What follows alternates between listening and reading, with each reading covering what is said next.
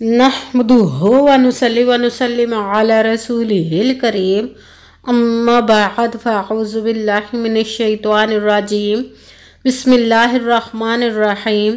मेरे मुअज़्ज़ज़ सामाईन इकराम, अस्सलामु अलैकुम व रहमतुल्लाहि व बरकातुहू। मैं अपने रब्बे कायनात से ये दुआ करती हूँ कि मेरे जितने भी सुनने वाले हैं, रब्बे कायनात सबको सेहतमंद, तंदुरुस्त और लंबी ज़िंदगी अता फरमाए। हम सब की हर मुश्किल और परेशानियों, तंगदस्तियों में मेरा रब्बे कायनात हमारी मदद अता फरमाए। हमें ज़हनी, रूहानी, जिस्मानी अज़ियत और तकलीफ़ों, बीमारियों से निजात अता फरमाए। हमें ज़हनी और रूहानी सुकून अता फरमाए। हमें बीमारी दुनिया से बचाकर बीमारी मदीना बनाए। और जो हम सब के हक़ों में बेहतर है, मेरा रब्बे कायनात हमारे लिए वो अता फरमाए।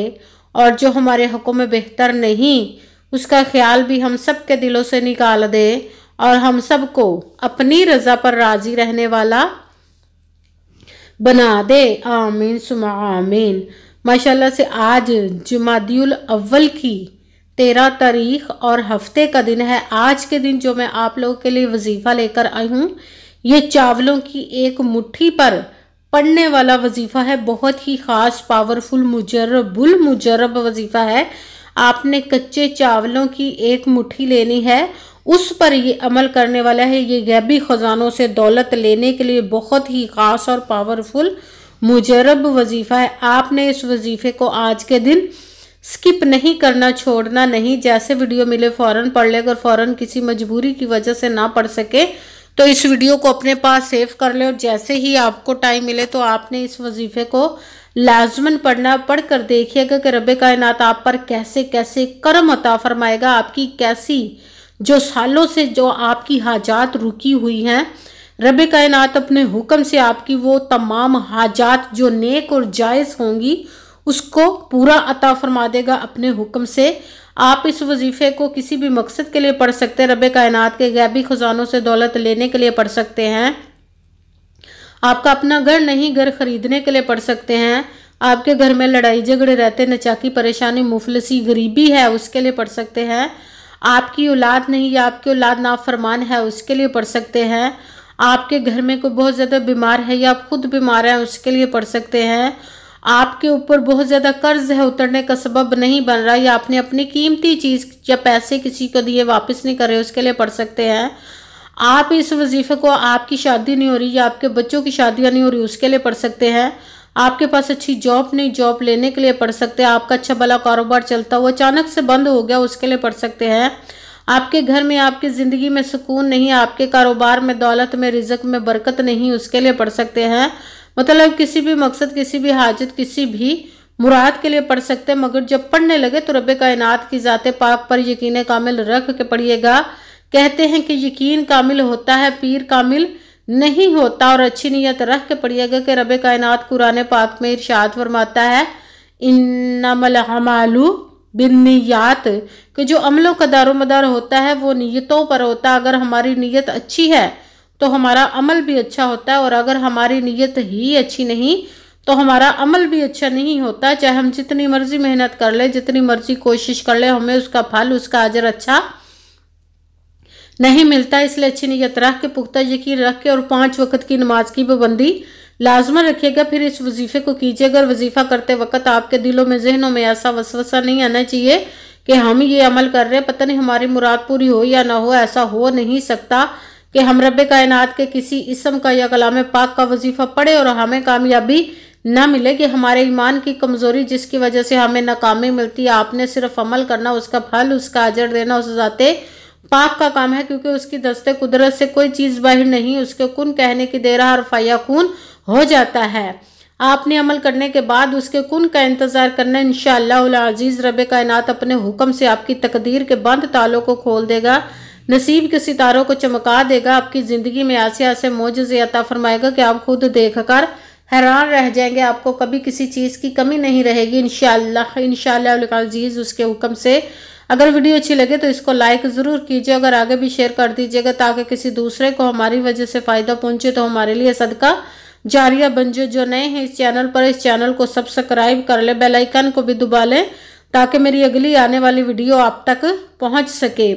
अगर कोई मुझसे किसी मसले के बारे में इस्तिहारा करवाना चाहते हो, किसी काम का हिसाब कल लगवाना चाहते हो, किसी काम के लिए वजीफे का पूछना चाहते हो, या कुरान पाक ऑनलाइन पढ़ना चाहते हो, महफिल मिलादुन नबी के लिए बुलवाना चाहते हो, तो व्हाट्सअप का नंबर वीडियो पर चल रहा है, आप लोग मुझसे रब्ता कर सकते हैं।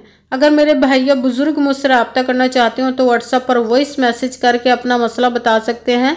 अगर बहनें या माएँ मुझसे रब्ता करना चाहती हो तो व्हाट्सएप पर वॉइस कॉल करके मुझसे बात कर सकती हैं, अपना मसला बता सकती हैं।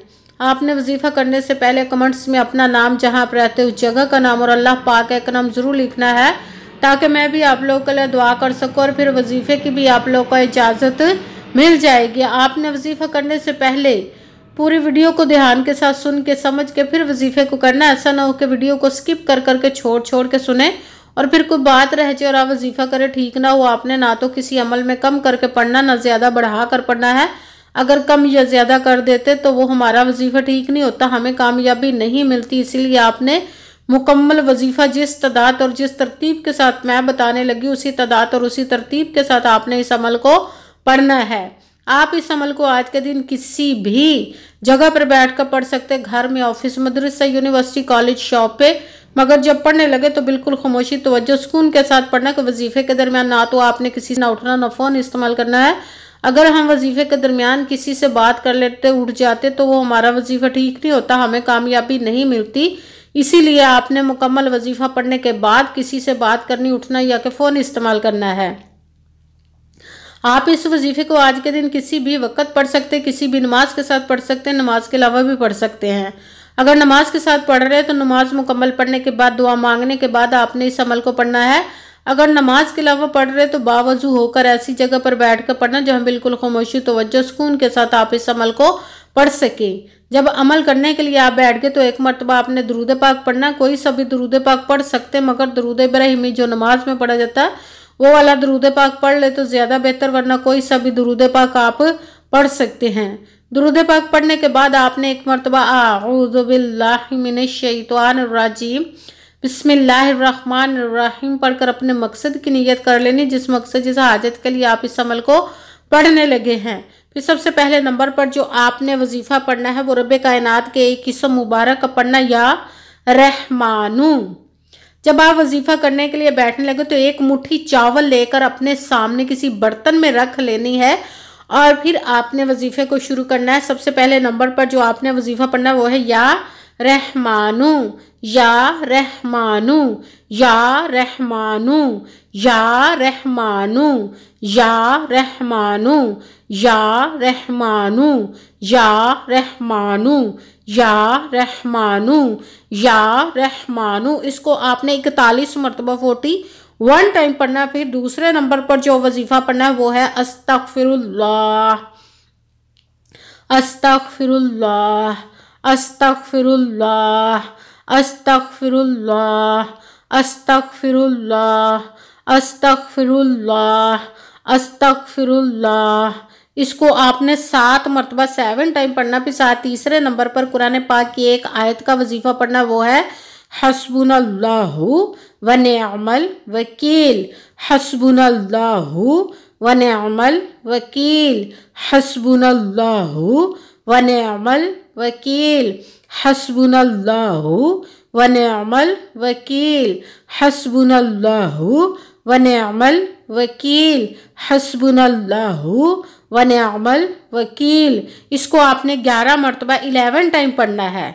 सबसे पहले एक मरतबा दुरूद पाक पढ़ा, फिर एक मरतबा आऊज़ु बिल्लाहि मिनश शैतानिर रजीम बिस्मिल्लाहिर्रहमानिर्रहीम पढ़कर अपने मकसद की नियत करनी, जिसके लिए आप इस अमल को पढ़ने लगे। एक मुट्ठी चावलों की लेकर किसी बर्तन में अपने पास रख लेना जब वजीफ़ा पढ़ने लगना। फिर पहले नंबर पर जो आपने वजीफ़ा पढ़ना है वो है या रहमानू।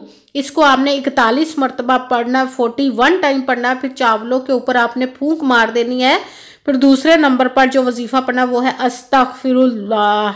इसको आपने 7 मरतबा 7 टाइम पढ़ना है। फिर चावलों पे फूंक मारनी है। फिर तीसरे नंबर वाला वजीफ़ा कुरान पाक की एक आयत का पढ़ना है, हस्बुनल्लाहु व निअमल वकील। इसको आपने 11 मरतबा 11 टाइम पढ़ना। फिर वही दुरूद पाक पढ़ना जो दुरूद पाक आपने वजीफ़ा शुरू करने से पहले पढ़ा था। जब दुरूद पाक पढ़ लिया, अब आपका वजीफा मुकम्मल हो गया। अब आपने दोनों हाथों को रब कायनात की बारगाह अक़दस में बुलंद कर लेना। सबसे पहले अपने गुनाहों की बख्शिश की दुआ मांगनी, फिर जिस मकसद जिस हाजत के लिए आपने इस वजीफे को किया उसकी खूब दुआ कीजिएगा, और दुआओं में मुझे भी याद रखिएगा, मेरे लिए भी दुआ कीजिएगा। जज़ाकल्लाहु खैरा। दुआ मांगने के बाद आपने चावलों पे फूंक मार देनी है।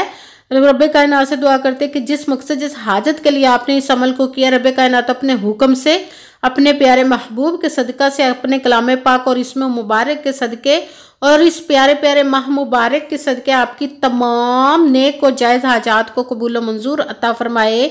आमीन सुमा आमीन। और फिर इन चावलों को लेकर आपने अपनी छत पर डाल देना है, या घर के बाहर कहीं पे भी ऐसी खुली जगह पे जहाँ पे डाल लें, वहाँ से ये परिंदे या कीड़े मकोड़े इन चावलों को खा ले। जैसे जैसे इन चावलों को परिंदे या कीड़े मकोड़े खाते जाएंगे, रब कायनात इंशाअल्लाह अज़ीज़ अपने हुक्म से आपके ऊपर रिज़्क़ के दरवाज़ों को खोलता जाएगा। रब कायनात गैबी खजानों से आपको दौलत और रिज़्क़ अता फरमाएगा अपने हुक्म से, इंशाअल्लाह अज़ीज़। आमीन सुमा आमीन। अस्सलामु अलैकुम व रहमतुल्लाहि व बरकातुहू।